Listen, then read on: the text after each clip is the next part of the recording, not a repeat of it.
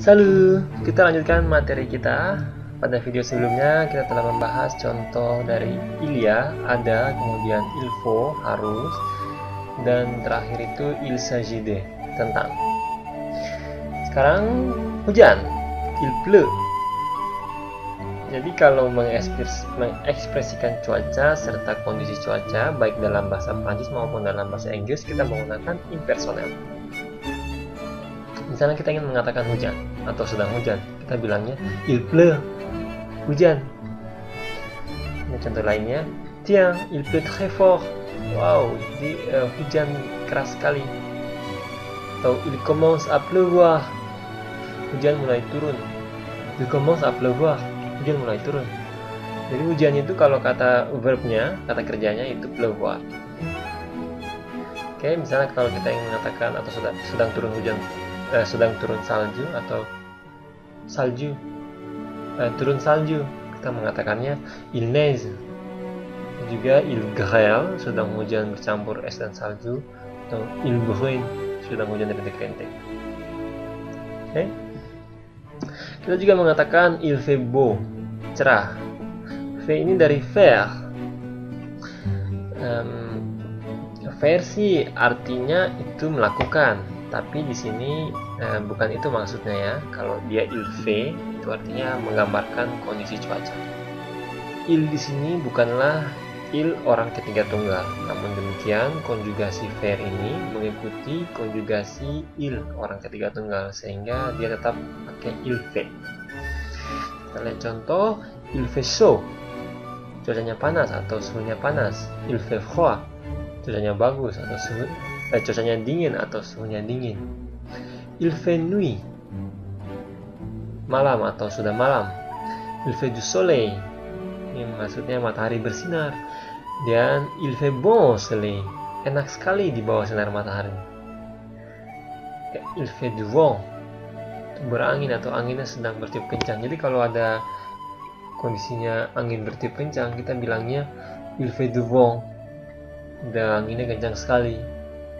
Kemudian il fait beau, cuacanya atau cerah sekali atau enak sekali cuacanya hari ini. Il fait beau aujourd'hui.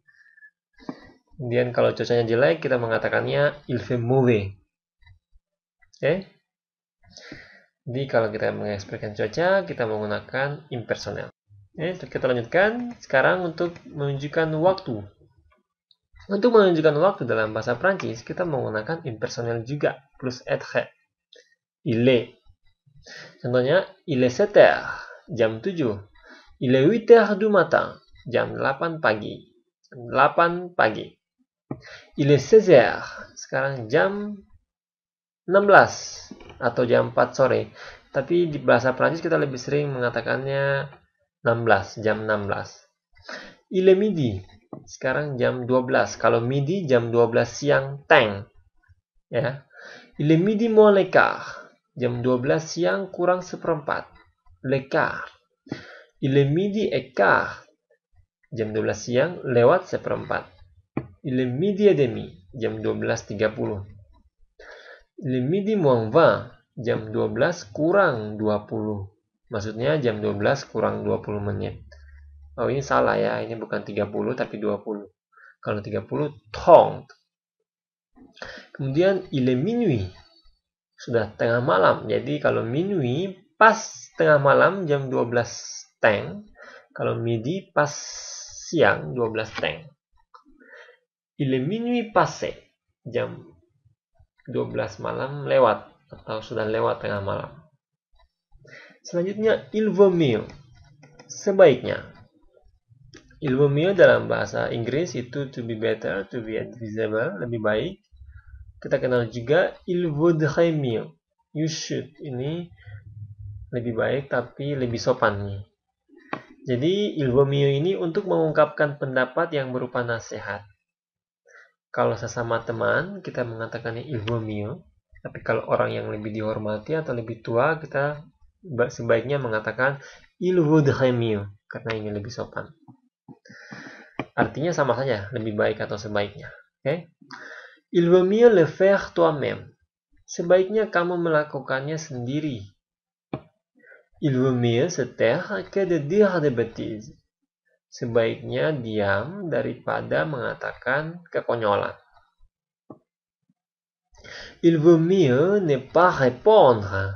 Sebaiknya tidak menjawab. Il vaut mieux, dans ce cas, mieux vaut s'abstenir.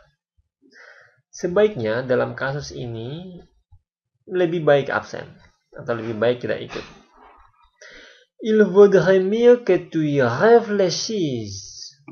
Sebaiknya kamu memikirkannya atau merenungkannya. Il vaudrait mieux te faire oublier pendant un certain temps. Sebaiknya kamu melupakannya selama beberapa waktu. Oke, kalau kita ingin mengatakan sebaiknya dalam bahasa Prancis kita bilang il vaut mieux. Kalau ke orang yang lebih tua itu il vaudrait. Il vaudrait mieux. Selanjutnya il reste, hanya tersisa atau masih tersisa. Il reste encore 12 km, masih tersisa 12 km lagi. Il reste encore un jour à faire, masih tersisa 1 hari lagi untuk melakukannya. Il reste un doute, masih ada keraguan atau masih tersisa keraguan. Il reste encore à examiner les points A et C, masih tersisa untuk diuji poin A dan C. Il ne reste plus rien à faire. Tidak, ne plus tidak lagi. Jadi tidak tersisa apa-apa lagi untuk dikerjakan, untuk dilakukan. Il me reste une bague de ma mère. Hanya tersisa untuk saya sebuah cincin dari nenek saya. Il nous reste un peu de pain et de fromage. Hanya tersisa untuk kita sedikit roti dan keju. Il me reste la moitié à payer. Masih tersisa untuk saya setengahnya untuk saya bayar. Atau masih tersisa setengahnya untuk saya bayar. Il nous reste de quoi vivre. Tersisa untuk kita apa-apa untuk hidup. Atau kami hanya punya apa-apa yang cukup untuk hidup saja. Oke. Kemudian kelihatannya. Dalam bahasa Prancis, il semble. Dalam bahasa Inggris, it seems. Il semble qu'il y a un malentendu. Kelihatannya ada kesalahpahaman. Il semble qu'il y a un malentendu. Il me semble impossible. Kelihatannya bagi saya itu susah atau tidak mungkin. Il semble impossible, kelihatannya tidak mungkin. Il me semble impossible, kelihatannya bagi saya tidak mungkin. Il me semble qu'on s'est déjà vu. Sepertinya atau kelihatannya atau saya rasa kita sudah pernah ketemu. Déjà vu. Il semble qu'elle soit malade. Kelihatannya dia sakit atau kayaknya dia sakit. C'est bien ce qu'il m'a semblé. Kelihatannya baik apa yang saya lihat. Atau menurut saya itu baik-baik saja. Kelihatannya begitu. Kemudian il suffit de. Cukup. Atau dalam bahasa Inggris it's enough. Il suffit d'une fois. Cukup satu kali. Il suffit d'une erreur pour que tout soit à recommencer. Satu kali kesalahan cukup untuk membuat semuanya harus diulang. Il suffit d'une erreur pour que tout soit à recommencer. Il suffit de quelques centimes. Cukup beberapa sen. Il te suffit de dire que nous arriverons en retard. Kamu cukup mengatakan bahwa kami akan tiba terlambat. Il suffit, cukup. Atau ça suffit, cukup. Oke, demikian untuk yang pertama. Kita lanjutkan di video selanjutnya beberapa contoh impersonal lain selain impersonal ini ya. Saya ulangi, kalau untuk ada itu il y a, harus il faut.